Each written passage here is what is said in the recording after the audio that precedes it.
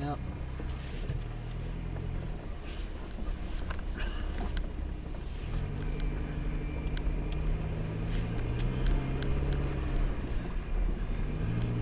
We're going your way. Yeah.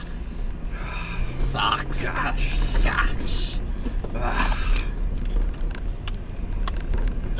Yeah. Comes the ball. Want to listen to the radio today.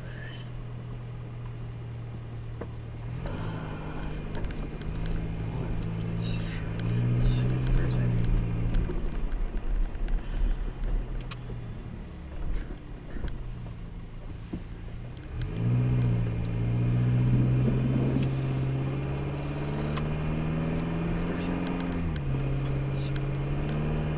Sports. Yeah. See if there's a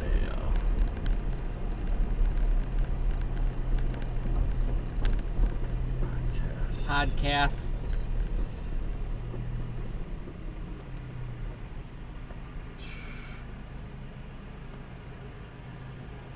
Let's see if we can hear about football, Yeah. because Ryan's going to be calling every time he's going to be leaving his house. Yeah.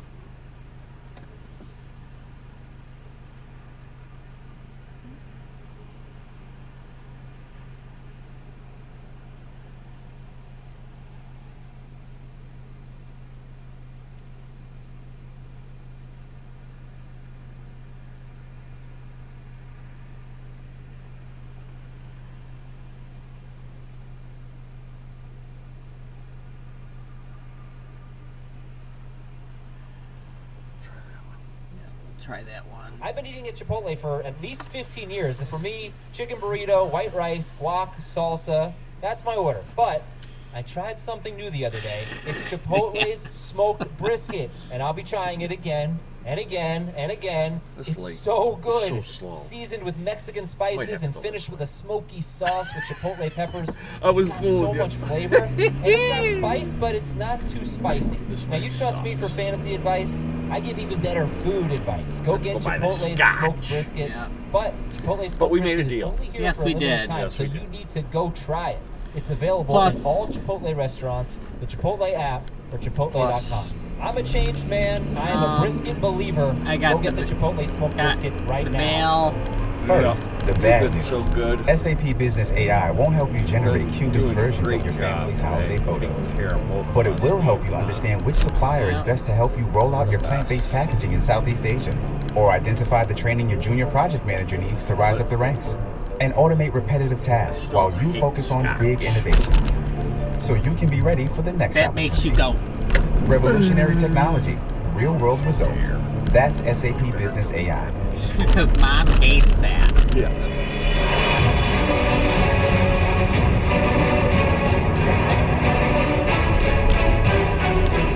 Good sleep. Yes, Welcome I to did. Fantasy Football Today Dynasty. I'm your host, Keith Cummings, joined today by my good friend Matt Cooper.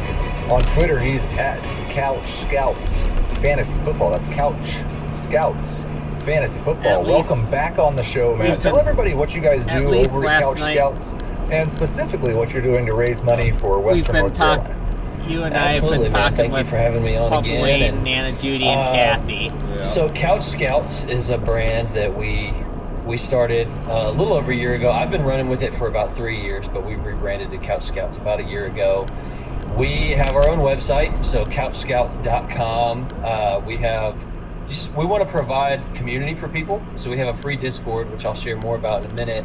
But on the website, we want to provide tools and analysis, just different content for people to help them win their leagues. Our philosophy is if you scout well, you're going to draft well, and if you draft well, you're going to dominate your dynasty league. So scout, draft, win is kind of our philosophy over at Couch Scouts. And so some of the tools that we have an all-22 film room.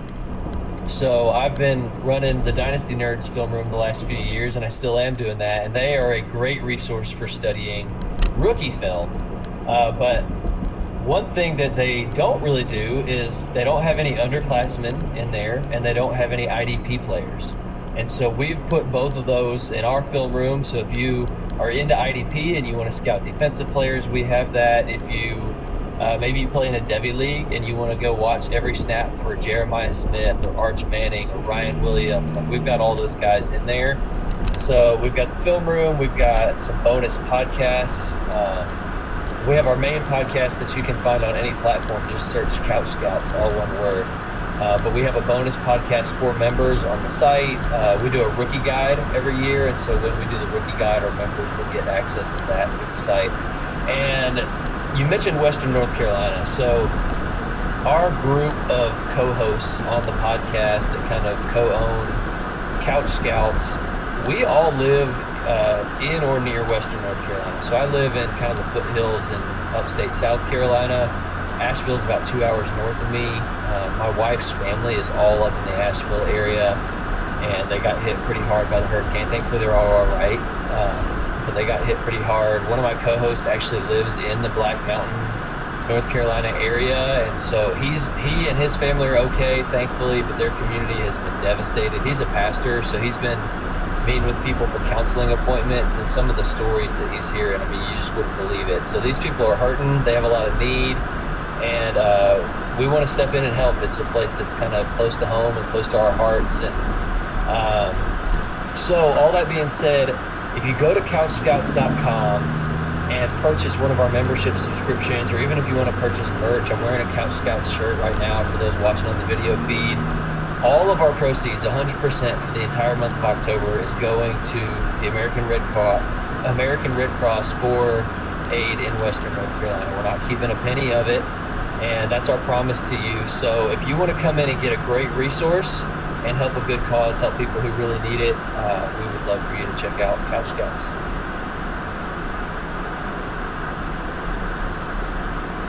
That's very, very cool stuff. Again, couchscouts.com. As you said, 100% of proceeds in October.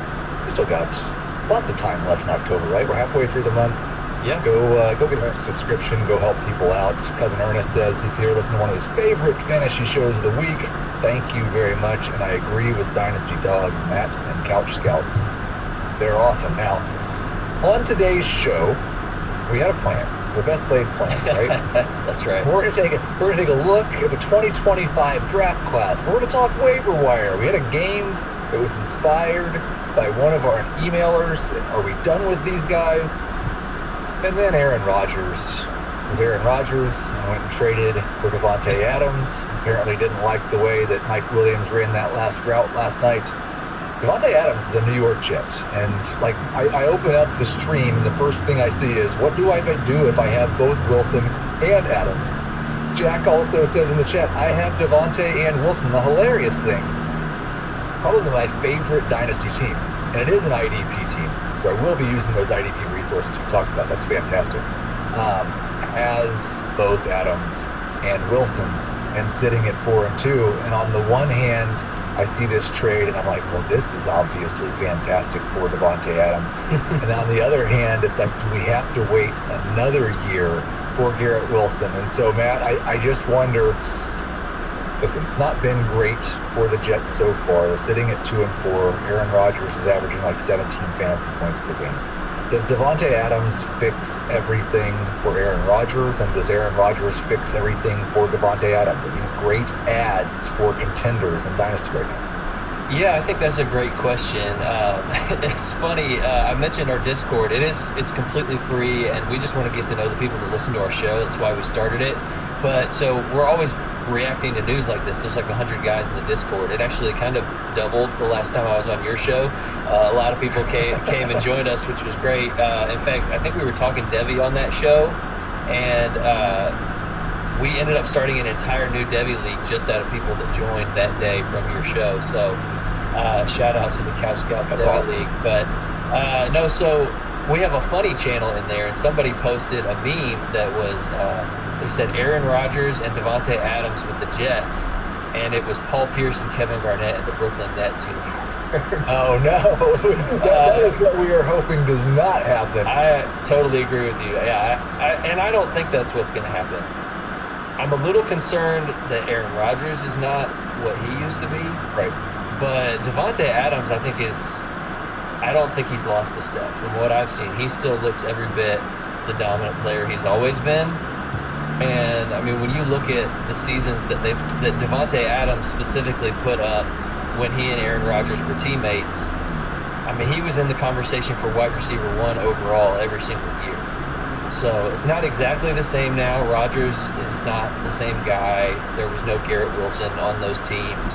There was no Breece Hall on those teams. So, but I think it's objectively a bump. I mean, you go from the Las Vegas Raiders, where he clearly did not want to be there. The quarterback situation, I mean, he went because his old college buddy Derek Carr was there, but that didn't work out, and it's just been roster fodder basically at quarterback ever since. No disrespect intended to the great Gardner Minshew. Thank you for that.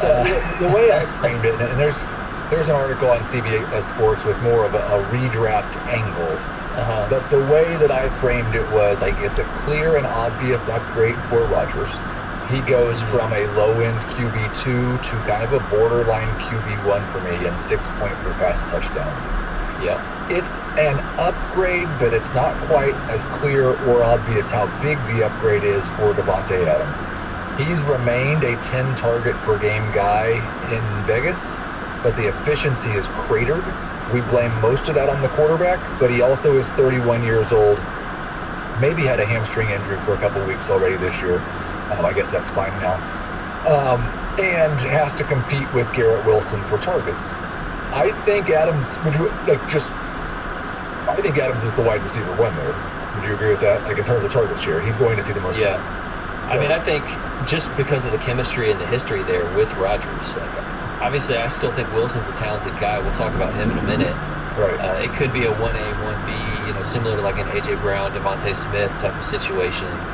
But I think the 1A would be Adams just because of the history with Rodgers there. So better or worse than wide receiver 18 for Garrett Wilson rest of season? Rest of season, what is he now?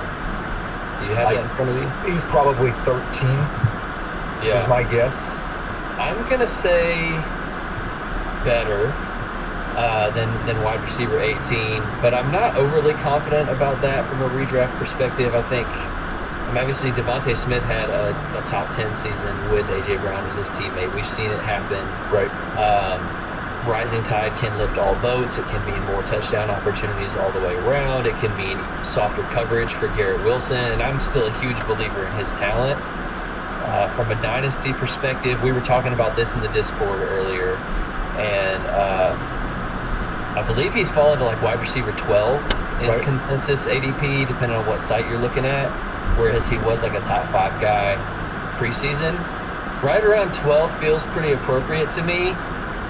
And we were saying that because of this news, he could fall, down below some of the guys like per keep trade cut. Some of the guys right behind him would be like Devontae Smith, Olave, Ayuk, Jaden Reed, Odunze, kind of falling into the back half of wide receiver 2s from a dynasty perspective. And I think that would be a mistake. I would still rather have him than just about everybody that I mentioned, with the exception of maybe Jaden Reed, just because he's producing at such a high level right now. But yeah, dynasty-wise, he could present a buy for sure. I think the difficult part is that it's not like Davante Adams is a free agent after this year. And if Aaron Rodgers and Davante Adams both come back next year, then you still might not get what we think is what should be like peak Garrett Wilson production. Yep. And then you're getting into the point to where value-wise, I think you're right. You're not getting anywhere close to top 12 wide receiver value for him. Let's kind of merge these two topics together, and I think I know the answer. But Garrett Wilson or the 101 in the 2025 draft? Probably the 101. Okay. And that's just because I expect, like, there are some quarterbacks starting to emerge, and so I think you're going to have a shot at potentially getting a high-level quarterback. Still Garrett Wilson over any wide receiver in this class? I do think Ted McMillan, we're going to talk more about the 2025 class later in the show, obviously, but Ted McMillan, he's probably going to be a top 10 pick, but he's not one yet, and Garrett Wilson, I guess you could say he's proven. Like, he's never hit that ceiling that everybody has wanted him to hit. Right. But he's a really good fantasy asset, and You mentioned the over-under wide receiver 18. Let's say he finishes wide receiver 15 at his age, with Davante Adams being 32 years old. Like, that seems like a top 12 dynasty wide receiver to me. So, I don't know. I just believe in the talent so much. I feel like I'm more likely to buy the dip here than to panic on Davante Adams coming. And then we had a good question from the chat, and I think it's a reasonable question too. Is this bad for Breece? And Breece Hall currently third amongst running backs in target share, 15.6% this season. I think I could spin it either way, Matt. I could say, yeah, there's no way you can throw 16% of your passes to a running back when you have Garrett Wilson and Davante Adams on the team, especially when Aaron Rodgers is going to throw red zone YOLO balls to Alan Lazard on a weekly basis. At the same time, his yards per carry may have just gone up because teams are more scared of the pass. His touchdown odds on a weekly basis may have gone up because the Jets might actually score more. So is it just a push for Breece, or would you consider it good or bad? I feel like push. He does have a large part of his value tied up in the receptions. He's a really good pass catching back, and I don't think he's just going to stop doing that. It might be a little lower than it has been. But I think whatever dip he gets in the reception number is made up for with better rushing efficiency and more touchdowns, like you just said.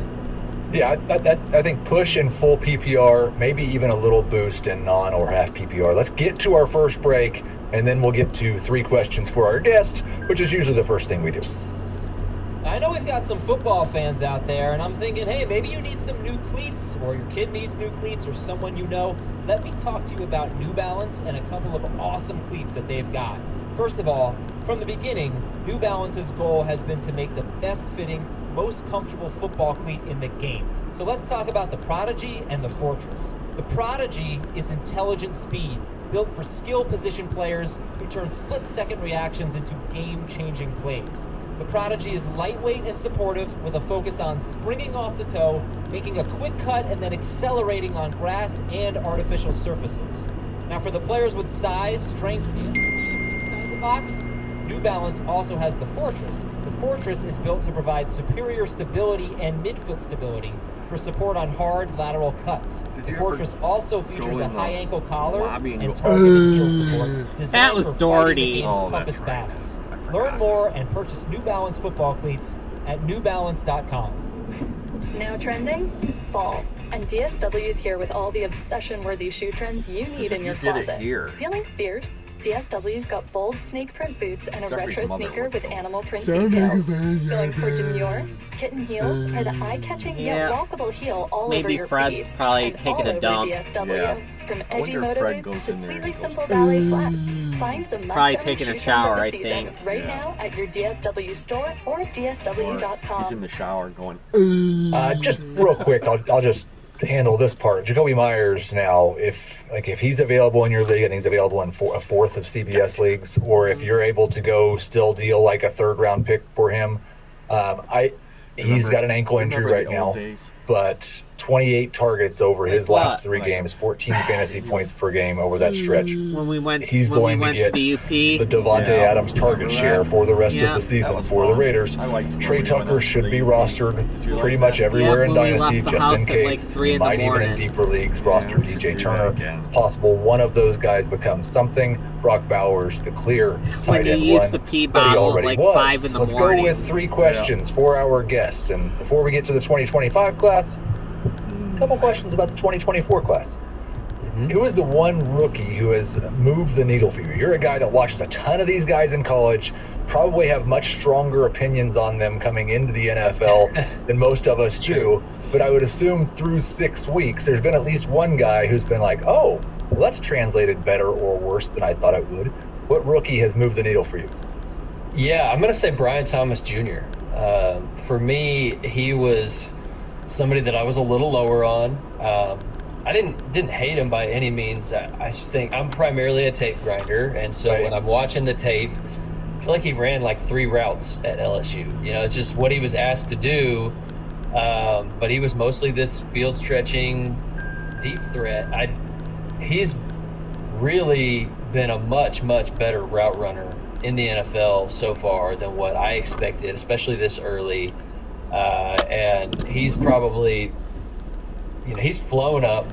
My opinion of him has changed drastically. Right. Like, if I could go back and redraft the class, I would take him right up there in that, like, 8-9 range. You could even debate between him and Rome Odunze at this point, I think. I wrote a week and a half ago that he had just passed Rome in my dynasty rankings, and I noticed just last week, I think Ryan McDowell even said it happened over at DLF as well, that in most trade charts, most ADP sources, Thomas has just inched past Rome. That could be one that looks silly in like 3 weeks.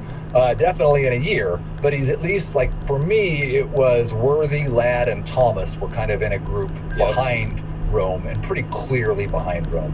And now it's more Thomas and Rome, and then Worthy and Ladd. Let's get to question number 2. Who is the one rookie who has done very little so far, but you're still optimistic?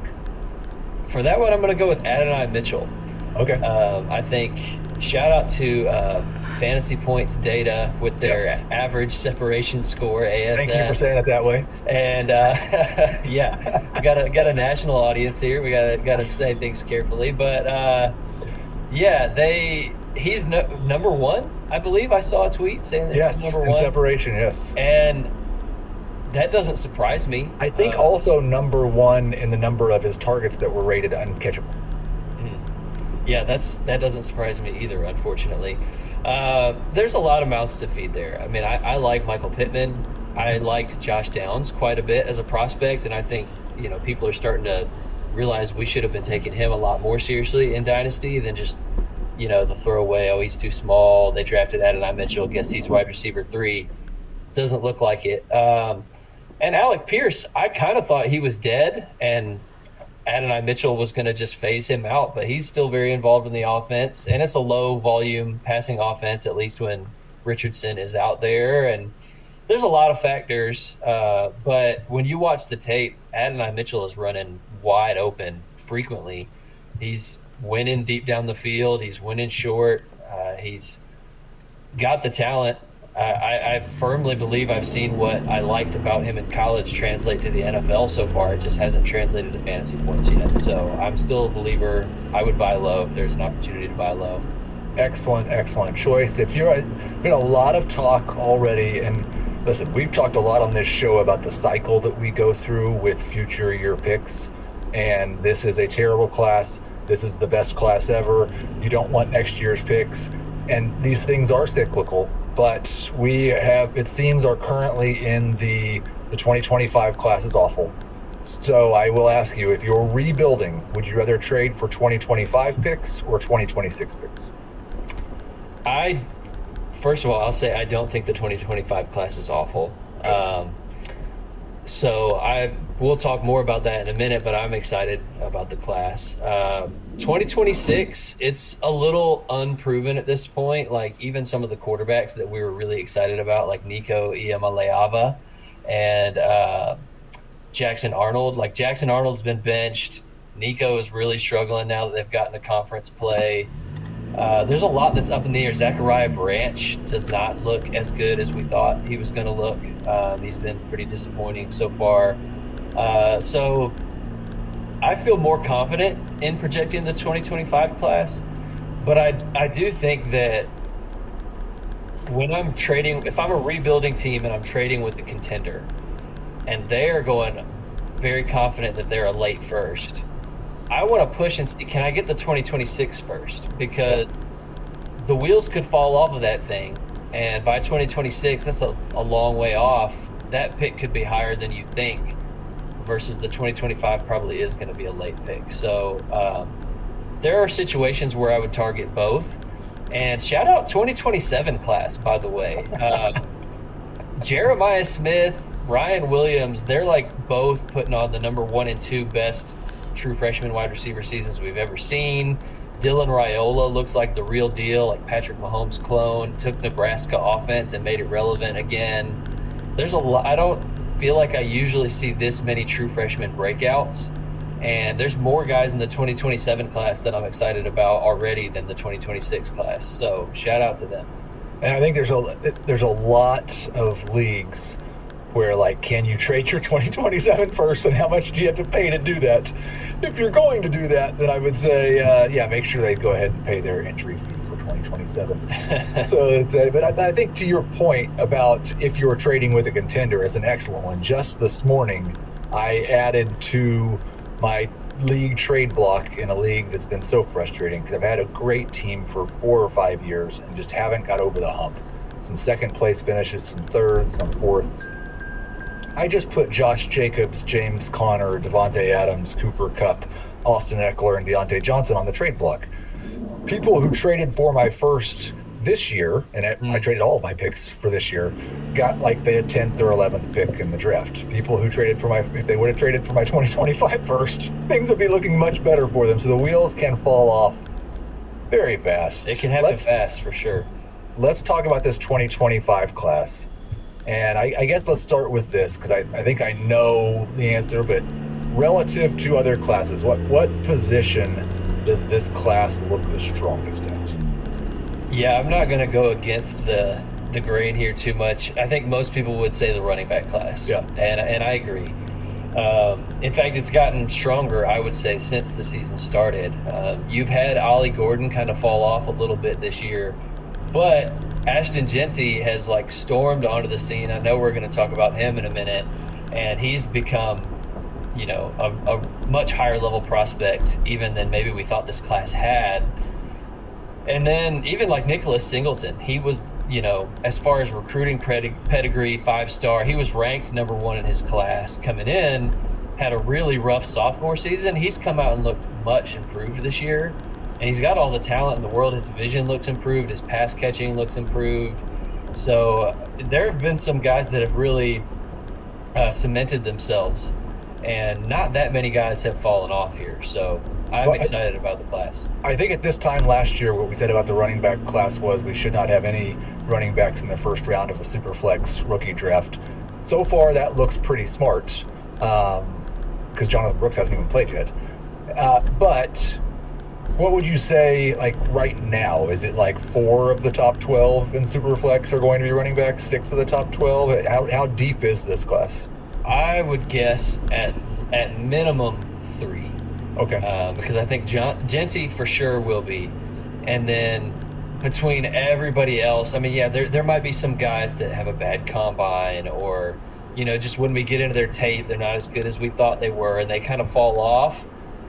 But just the sheer volume of other guys like Omarion Hampton, Travion Henderson, Quinshon Judkins, Damian Martinez, Trevor Etienne. I mean, you could just name off so many guys that could be in that first round conversation that I think at least 2 others will be besides Jeanty at the end of the day. And Bucky Irving would like to remind you that if one of these guys you really likes has a bad combine, maybe you should just ignore that. Because... Amen. I love Bucky Irving, man. I have a lot of shares too, but yeah, I think the running back class, 3 at the minimum. It could be as many as 5 or 6 for sure.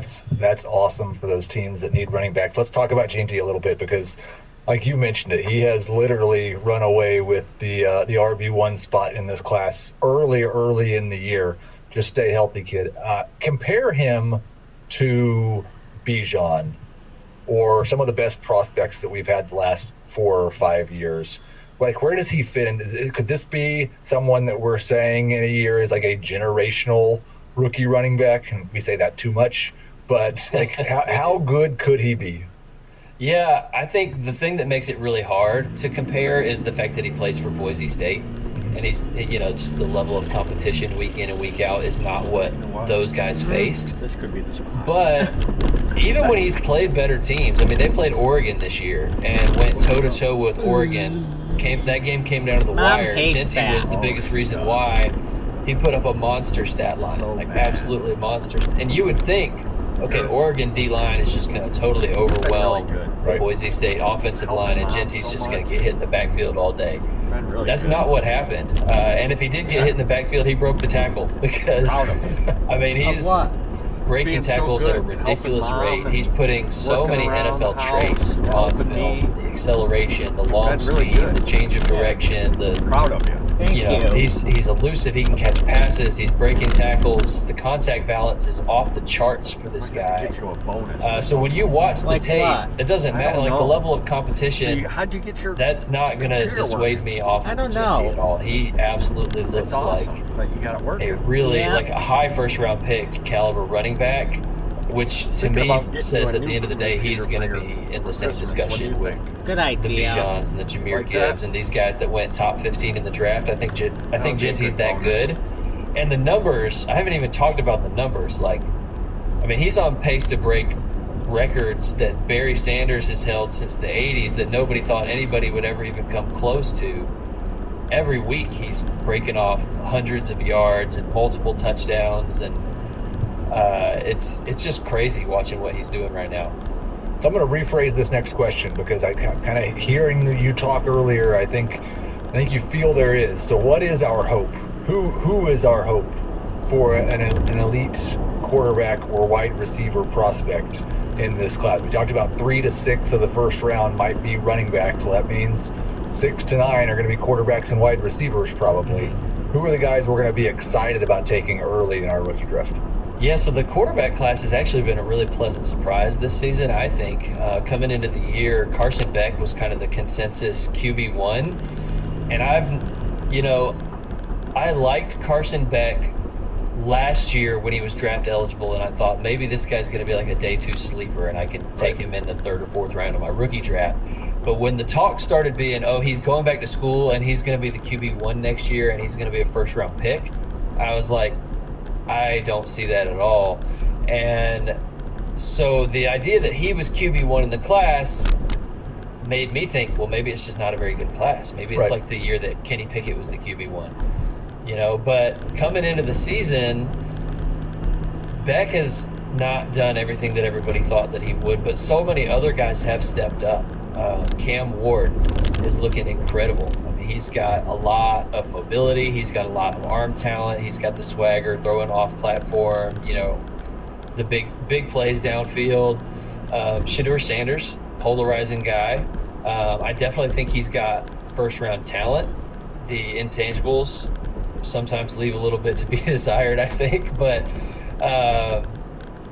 there's other guys that are stepping up. Jackson Dart has played way better than anybody thought. Garrett Nussmeier looks like he's got, he might stay in school another year, but he's got crazy arm talent. So there's a lot of quarterbacks that are stepping up and looking pretty good and putting themselves in the conversation to be a potentially first-round pick. Oh, and I should definitely mention Jalen Milroe.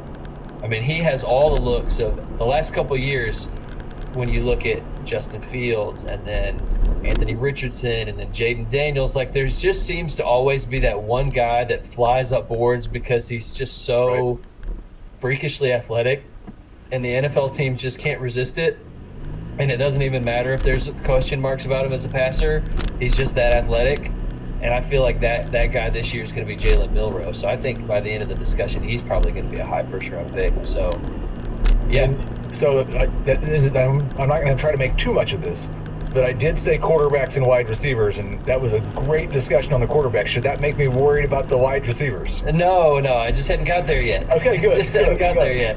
I don't know how deep this wide receiver class is. I mean, there's always people that are going to come out of the woodworks with Senior Bowl and all that kind of stuff. But there are at least 4 or 5 guys right now that I feel pretty great about as prospects. One would be Ted McMillan. I think he's pretty locked in to be a top 10 NFL draft pick. He's like 6'5", runs routes like you wouldn't believe for a guy that size. He's way faster than you think because he's got those long strides that don't make him look as fast, but he's just blowing by people in the game. And he had 90 receptions last year, and he looks like he's on pace to have even more this year. So Ted McMillan's a great prospect. Luther Burden, I think, is a really strong, high-level wide receiver prospect. He's got ideal size. He's incredible after the catch. Yep. If you were comparing the two stylistically, this is a very rough comparison, but Tet would be more in the Marvin Harrison, big, tall, alpha, X-receiver mold, and Luther Burden would be more in the Malik Neighbors, kind of move him all over the field and get the ball in his hands, yards after the catch. Like, they very rough comparisons, but in that general mold, those are two receivers I feel great about. Travis Hunter is a little bit raw, but he's so talented. If he chooses to go the wide receiver route, I think he would be a really high-level wide receiver prospect. I just want everybody to know, because I run a couple of IDP dynasty leagues, and if Travis Hunter comes into the NFL and some team lets him play even half of his snaps on one side and all of his snaps on the other, I'm going to find some way to make sure that he gets all those points. I know we've had some defensive players score offensive touchdowns and they don't show up in the scoring somehow. I just want to see Travis, make him a full-time wide receiver and play on third downs at corner, or vice versa. But give us a little bit of Travis Hunter going both ways. That would be cool to see for sure. And if it was scored that way for fantasy, that would break IDP leagues. He would be such a cheat code. But yeah, so Travis Hunter, I like. Isaiah Bond, I feel very confident at this point he's going to be a first-round NFL draft pick. He has just looked incredible this year at Texas as the clear number one option. He's so fast. He might mess around and threaten Xavier Worthy's record. How crazy would that be? Two guys coming out of Texas back-to-back years running in the 4.2s. And he's a much better route runner too. He's not just a speed guy. So I like Isaiah Bond a lot. Trey Harris out of Ole Miss. He's 6'3", 215 and fast, and is putting up monster numbers in the SEC week in and week out. I don't think Trey Harris is getting enough respect. So yeah, I think there's some exciting wide receiver prospects in this class too. So I feel like you've pretty much laid out almost our first round without giving us an order, and I appreciate that. That's fantastic. We've got a good list of names. I want to give you one more question here.